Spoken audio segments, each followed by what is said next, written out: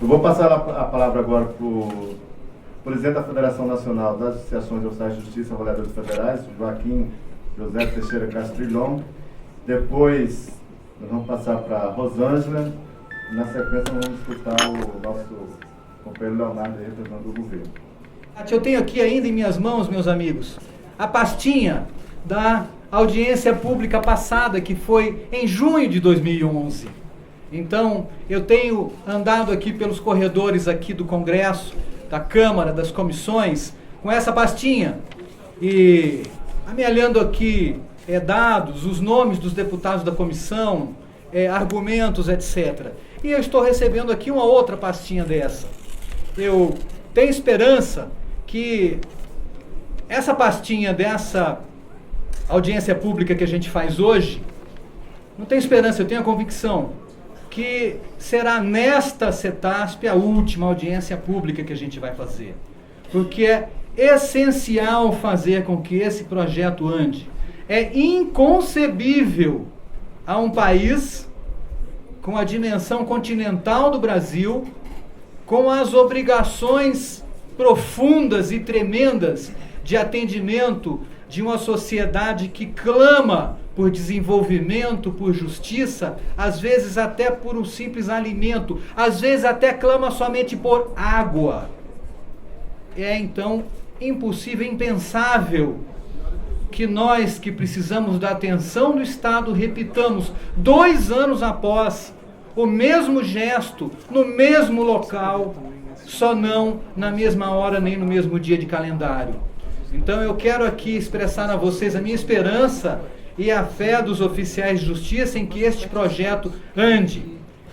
Relativo a isto, meus queridos, quero lembrar a fala e o compromisso do deputado Roberto Santiago, quando na expectativa da realização desta audiência pública que estava marcada para o dia 26 de abril, quando na realidade não houve, infelizmente não houve, por problemas de agenda, por falta de comparecimento de representantes do governo, a qual saúdo presente hoje aqui, Dr. Leonardo Rolim, meu abraço, já estamos ficando conhecidos, doutor Leonardo, muito grato pela presença aqui. Então estamos felizes dessa audiência pública representar agora sim a esperança de um passo adiante em relação a um assunto tão importante para as categorias que demandam a aprovação deste PL.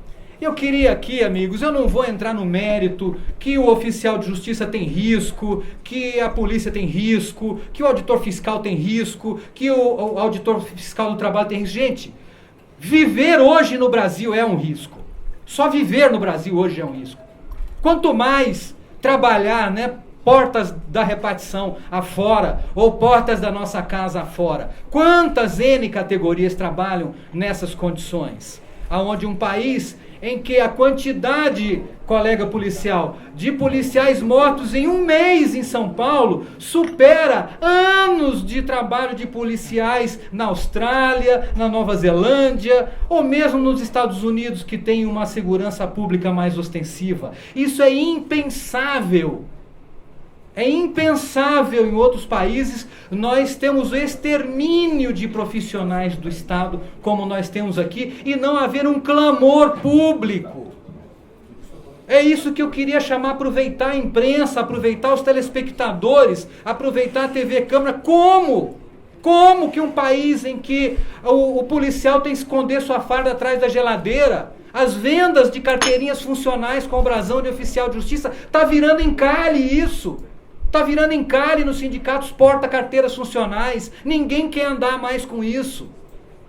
Porque estamos pressionados por uma sociedade que não respeita o poder constituído, infelizmente. Não estamos se tratando, ninguém aqui está querendo provar que a nossa atividade é de risco. Isso já está cabalmente comprovado.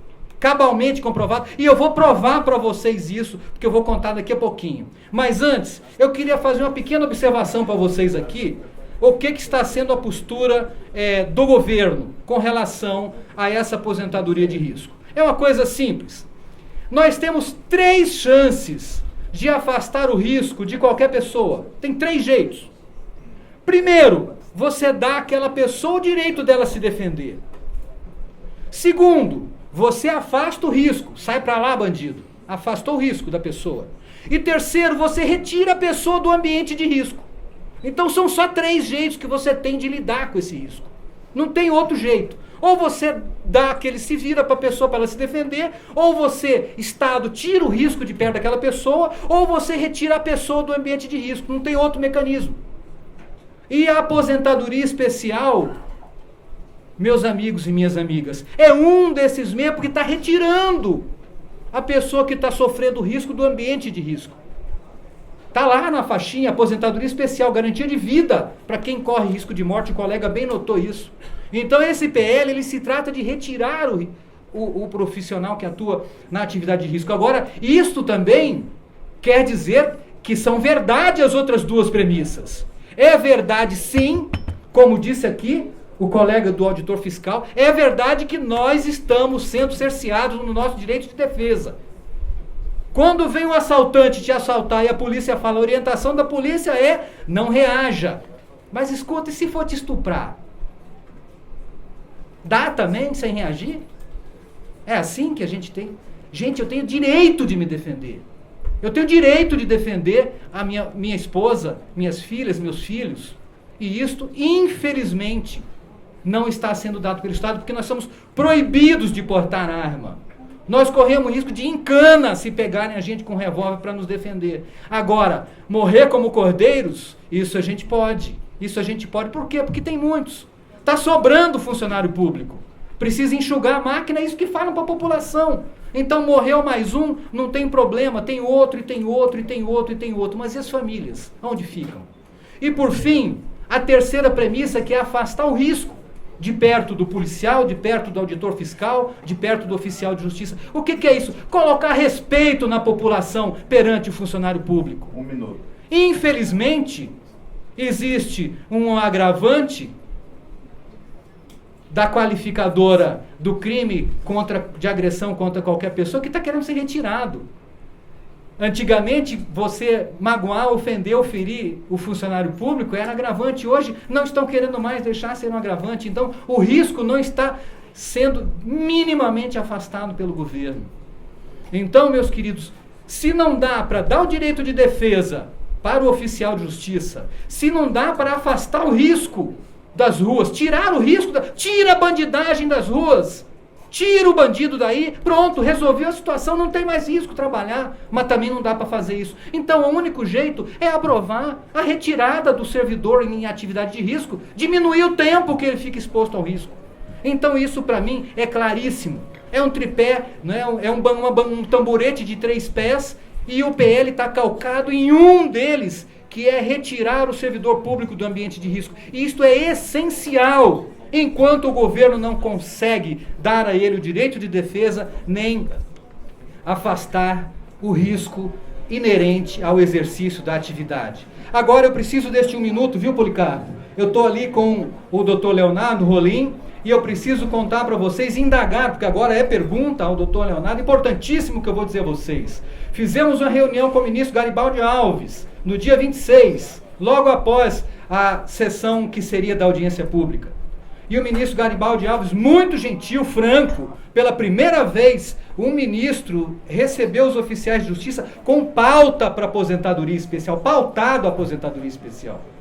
E ele disse o seguinte: Joaquim, eu perguntei para ele, ministro, tem alguma coisa que pega contra os oficiais de justiça com o governo? Ele falou, não, o governo não tem opinião ainda formada sobre os oficiais de justiça. Aí eu perguntei, mas quem é o governo? É a Dilma? É a Casa Civil, Gilberto Carvalho? Quem é?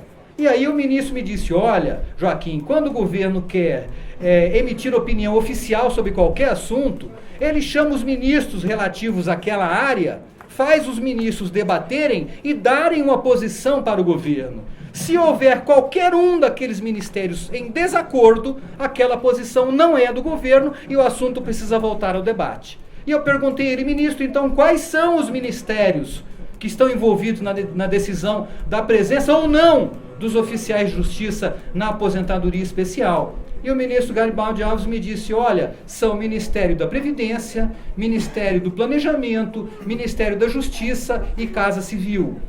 Nós, doutor Leonardo, fomos recebidos somente pelo ministro da Previdência, depois de muito custo, depois de muito sacrifício. Eu gostaria que o doutor Leonardo nos orientasse, nos auxiliasse e nos dissesse se é possível este PL, como está, como se encontra agora, ser levado aos outros 3 ministérios que faltam, ou o governo imporá a força, ou por maioria, modificações que a gente não sabe quais são. Então essa é a minha pergunta ao doutor Leonardo. Eu agradeço a todos os oficiais e oficialas que vieram aqui, e tenho a certeza, meus amigos oficiais e oficialas de justiça e colegas de categoria, que nós vamos vencer, porque a aposentadoria especial não é para mim, não é para você, não é para ninguém. A aposentadoria especial é para todos os oficiais de justiça e para todos os profissionais servidores públicos que trabalham em atividade de risco, e nós não desistiremos até que nós teremos a aposentadoria especial aprovada na Câmara, no Senado e sancionada no Diário Oficial pela Presidente da República. Um abraço a todos e meu muito obrigado. Obrigado, Joaquim, representando a Chama Sosaf.